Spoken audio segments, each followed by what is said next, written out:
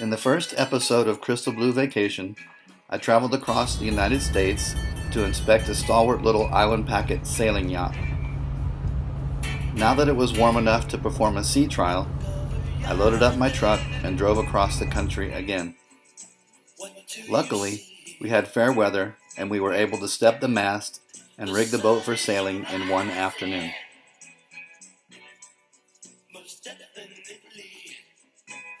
As I mentioned in the last episode, I've been looking at island packet yachts for several years, and this one was by far in the best shape of any other sailboat I had found in my search.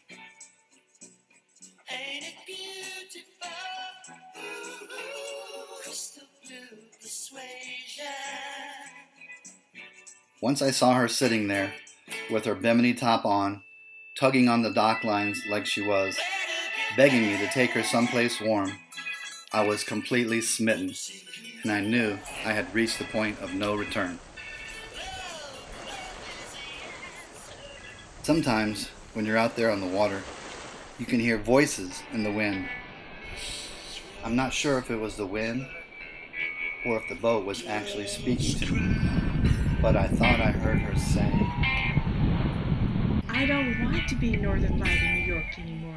I want to be your little crystal blue. Please put me in an ocean so I can sail like I was made to sail." In any case, she had cast her spell on me, and I knew, for better or worse, my life would never be the same again.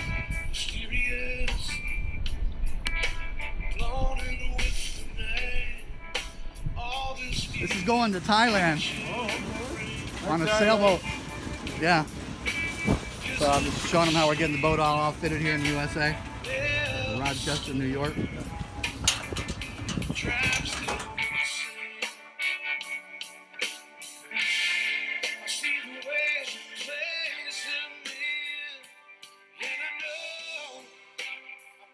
One of the things I did to help get the boat ready for long passages and extended stays away from shore was to remove all 9 incandescent light bulbs from the cabins and replace them with energy-saving LEDs. Now, for the same energy it took to run just one incandescent bulb, I can run all of the lights in the boat.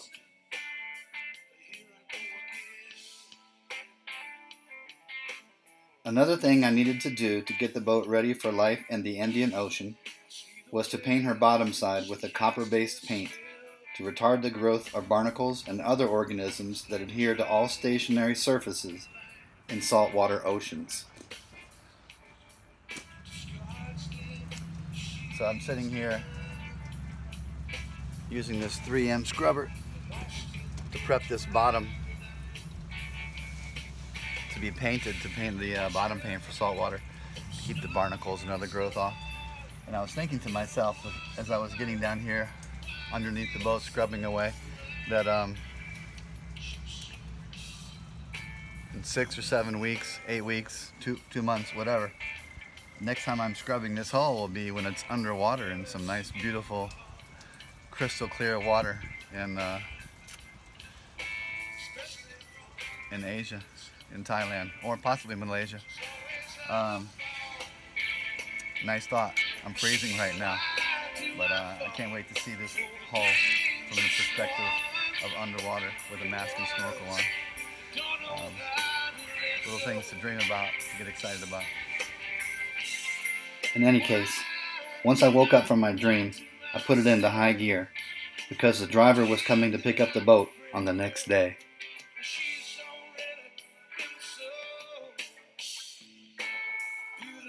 Once everything was finished, the owner of the boatyard and his wife treated me to a nice seafood dinner at the restaurant next to the boatyard. Red sky at night, so safe passage. She's all tied up and ready to travel. Yeah.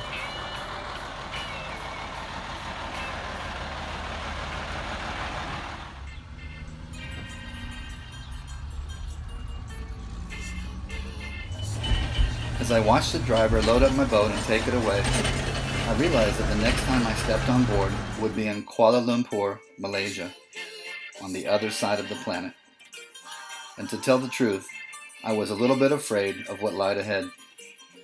But I also knew that any man that couldn't overcome his own fears was destined to live a life of mediocrity.